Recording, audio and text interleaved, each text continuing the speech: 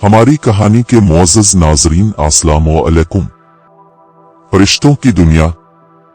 फरिश्ते नूरानी मखलूक हैं जिन्हें उनकी असली शक्ल व सूरत में देखना अंबिया और रसूल अलैहिम अस्सलाम के अलावा किसी और के लिए मुमकिन नहीं, और यही वजह है कि हमारे इर्द गिर्द लातादाद फरिश्ते अपने कामों में मसरूफ हैं, मगर हमें वो दिखाई नहीं देते। अगर वो इंसानी शक्ल इख्तियार करके सामने आए तो फिर उन्हें देखना मुमकिन है। इंसान की निस्बत फरिश्ते अजीम मखलूक हैं, कुरान में भी बाज छोटे हैं और बाज बड़े। फरिश्तों में बाज के 2 पर हैं और बाज के 600 तक। कुरान मजीद में है, अल्लाह ताला ही के लिए तमाम तारीफें हैं जो इब्तिदाए आसमानों और जमीन का पैदा करने वाला है और 2-2, 3-3, 4-4 परों वाले फरिश्तों को अपना कासिद पैगंबर बनाने वाला है। अल्लाह के रसूल ने फरमाया, मैंने जिब्राइल कुआन की असली पैदाइशी सूरत में सिर्फ 2 मर्तबा देखा है। मैंने इन्हें आसमान से उतरते देखा तो उनका वजूद आसमान से लेकर जमीन तक फैला हुआ था। बाज रवायात के मुताबिक जिब्राइल अलैहि अस्सलाम के 600 पर देखे गए और हर पर ने अलिफाफिक को घेर रखा था। उनके परों से मुख्तलिफ रंग और कीमती मोती बखर रहे थे।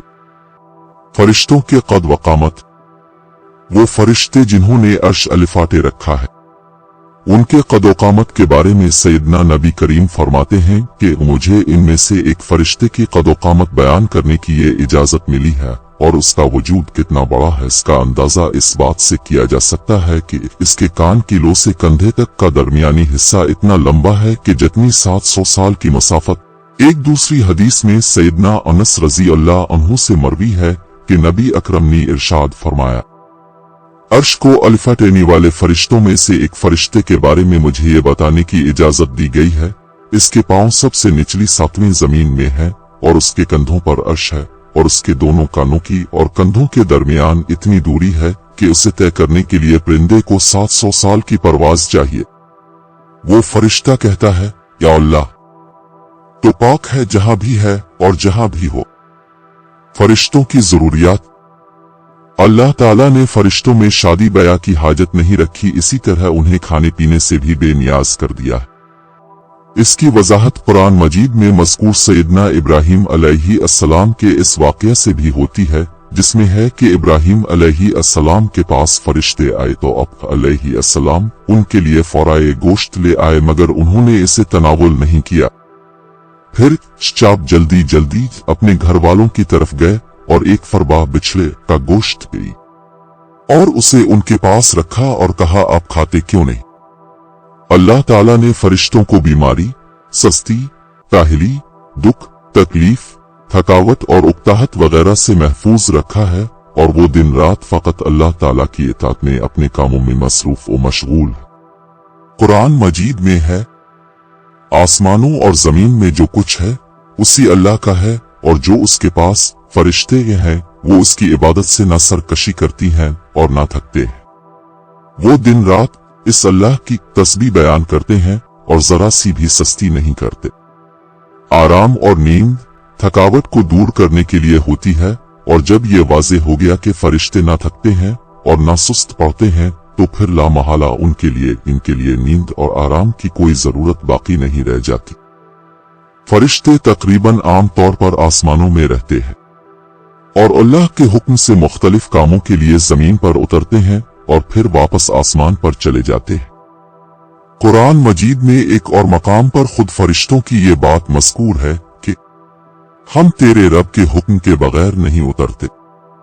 फरिश्तों की तादाद कितनी है, इस बारे में कोई तफसील नहीं मिलती।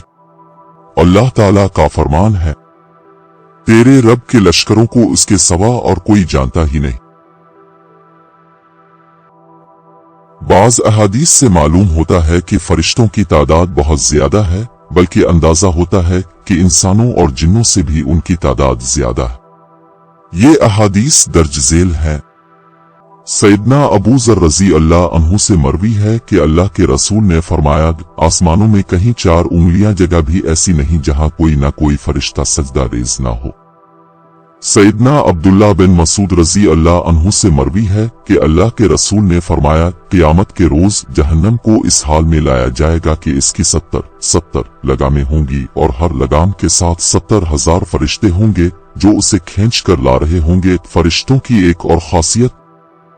फरिश्तों की एक खासियत ये भी है कि वो अल्लाह ताला की हुक्म से अपनी असली शक्ल के अलावा कोई और सूरत इख्तियार कर सकते हैं। ये सूरत किसी ऐसे इंसान की भी हो सकती है जिसे देखने वाले पहचान ले। इंसानों के अलावा किसी और ज़ीरू की सूरत इख्तियार करने की फरिश्तों को ताकत है या नहीं, इसके बारे में कुरान व सुन्नत में कोई सराहता जिक्र नहीं मिलता। अलबत्ता उनके इंसानी शक्ल इख्तियार करने के वाक़यात जरूर मिलते हैं और उन्हीं से अंदाजा होता है कि फरिश्ते अल्लाह ताला के हुक्म से दीगर शक्लें भी इख्तियार कर सकते हैं।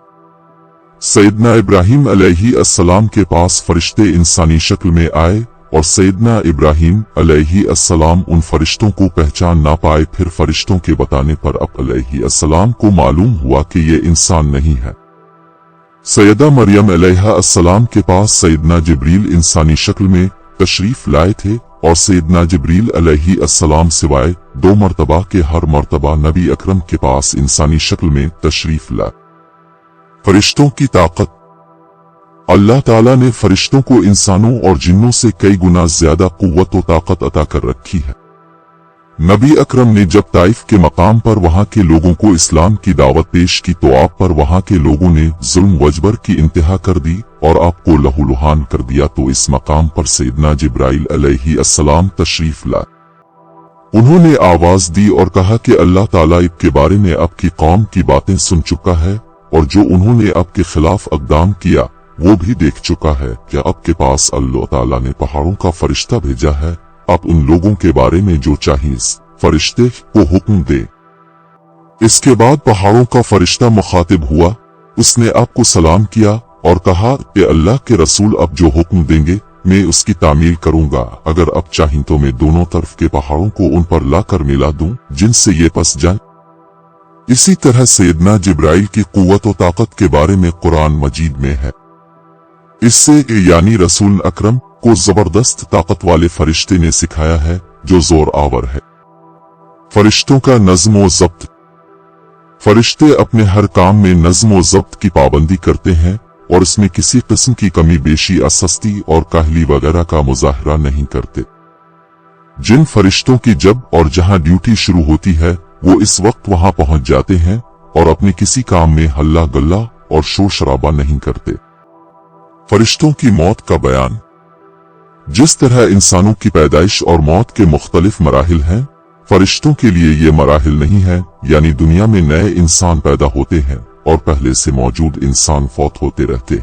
लेकिन इसके बरक्स जब से अल्लाह ताला ने फरिश्तों को पैदा किया है तब से वो जिंदा हैं और क़यामत कायम होने तक जब तक अल्लाह चाहे जिंदा रहेंगे और अल्लाह ताला की तरफ से उन्हें जो जिम्मेदारियां दी गई हैं उन्हें एहसन तरीके से वो पूरा करते रहेंगे। लेकिन जब क़यामत आ जाएगी तो ये फरिश्ते भी मौत से दोचार होंगे और एक ऐसा वक्त आएगा जब कायनात में अल्लाह रब अल इज़्ज़त के अलावा कोई और जिंदा ना रहेगा।